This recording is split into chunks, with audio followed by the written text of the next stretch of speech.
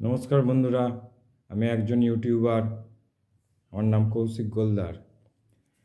আজকে বাঙালির 12 মাসে 13 পার্বণ পৌষ পার্বণ উপলক্ষে আমি একটি সুন্দর ও মনোরম ভিডিও আপনাদেরকে উপহার দিচ্ছি।